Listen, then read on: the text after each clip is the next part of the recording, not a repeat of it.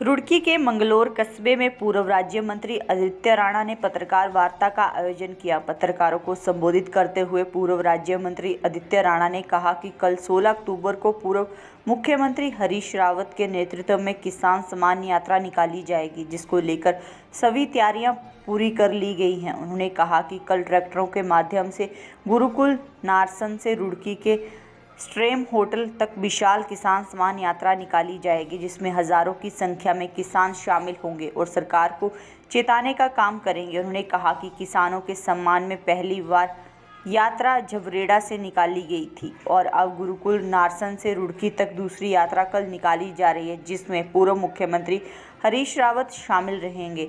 पूर्व राज्य मंत्री वरिष्ठ कांग्रेसी नेता यासिर अराफात ने कहा कि भाजपा सरकार में लगातार किसानों का शोषण हुआ है और आज किसान भूखे मरने की कगार पर हैं। उन्होंने सरकार पर तंज कसते हुए कहा कि सरकार सिर्फ सरमाएदारों की सरकार है, इसे किसानों या मजदूरों से कोई लेना देना नहीं है। अब कांग्रेस किसानों के सम्मान में लगातार सड़कों पर उतरकर सरकार को चेताने का काम करेगी और जब तक किसानों को न्याय नहीं मिलेगा तब तक संघर्ष जारी रहेगा। इस दौरान परवेज अहमद, विपुल चौधरी, शावत, दानिश, विकी आदि कांग्रेस कार्यकर्ता मौजूद रहे।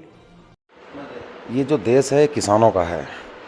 अभी पिछले महीने माननीय हरीश रावत जी के नेतृत्व में हम लोग माननीय सीएम साहब से भी मिले थे, धामी जी से भी। हमारी 3-4 प्रमुख मांगे हैं कि आप जो इतनी बड़ी आपदा हरिद्वार के अंदर आई है कि किसान आज चौपट उसकी फसल हो गई है, उसका मुआवजा जो है सम्मानजनक दें। दूसरा जो है 6 महीने का जो है बिजली का बिल माफ़ करें। तीसरा जो है जो कृषि कार्ड है उसका जो है 1 साल 6 महीने का ब्याज माफ़ करें। चौथा जो है इकबालपुर चीनी मिल पर सैकड़ों करोड़ रुपया जो है किसान का है 2019 से, उसको तुरंत बहाल करें। देश में इस हरिद्वार के अंदर जो है अगर प्रदेश की बात करें तो डेंगू प्रदेश बन गया है। सारे गांव जो हैं वो भरे पड़े हैं बीमारियों से। रोज़ कई गांव में कई मौतें हो रही हैं, लेकिन इनके पास कोई फॉकिंग, कोई टेस्टिंग, कोई सुविधा नहीं है। सड़क पर अगर आप निकले तो काली ड्रेस की अलग ड्रेस की पुलिस खड़ी कर दी है। ये भी हम देख रहे थे, रोड पर टेम्पो वालों को रोका जा रहा है, सीएनजी गैस वालों को रोका जा रहा है। ये दिन में ही डकैती नहीं है तो क्या है?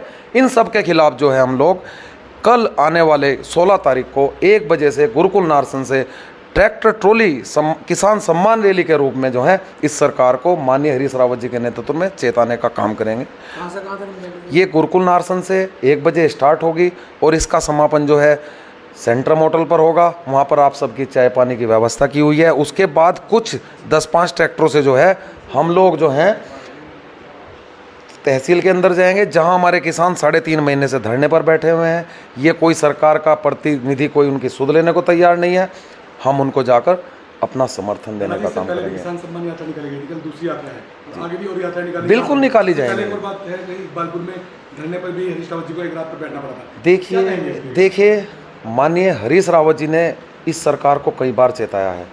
हम लोग भी उस प्रतिनिधिमंडल में थे जब पिछले महीने हम धामी साहब से मिले थे, माननीय मुख्यमंत्री साहब से। उन्होंने हमें आश्वासन भी दिया था, 10 दिन का टाइम दिया था, लेकिन इनके कानों पर कोई जून नहीं रेंग रही है।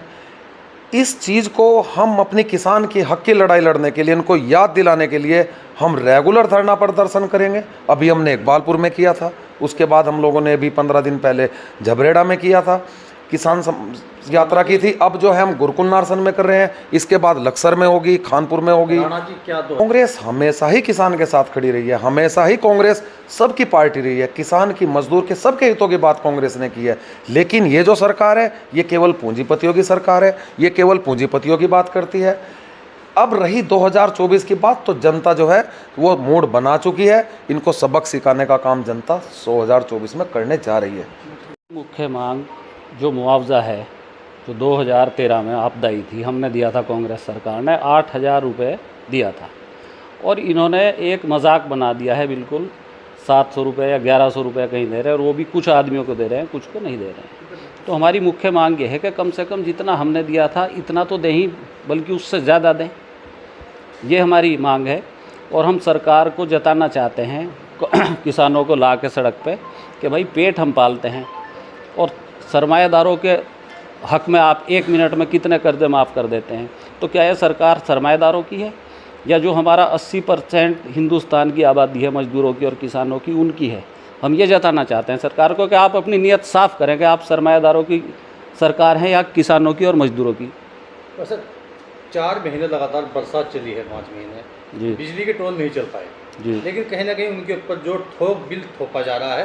हालांकि जहाँ एक और रीडिंग की बात की जाती थी, लेकिन इस बात थोक, क्योंकि रीडिंग तो आई नहीं, तो इसमें 80% आबादी का पैसा जेब से निकाल कर, वो किसी भी शक्ल में हो, चाहे वो बिजली के रूप में हो, चाहे वो टैक्स के रूप में हो, चाहे वो जीएसटी के रूप में हो, उसे बाहर निकालना है इन्हें गरीब आदमियों की जेब से, और उसे निकाल के सरमाएदारों की जेब भरनी है। ये नीयत है सरकार की। तो कल सरकार को किस तरह की चेतावनी दी जाएगी? सरकार को चेतावनी ये दी जाएगी कि ये मुल्क जो है ये किसानों का है और मजदूरों का है। या तो सुधर जाएं आप, नहीं तो अगली बार आपका जो है सारी मजदूर और किसान मिल के और आपकी सत्ता को उखाड़ फेंकेंगे।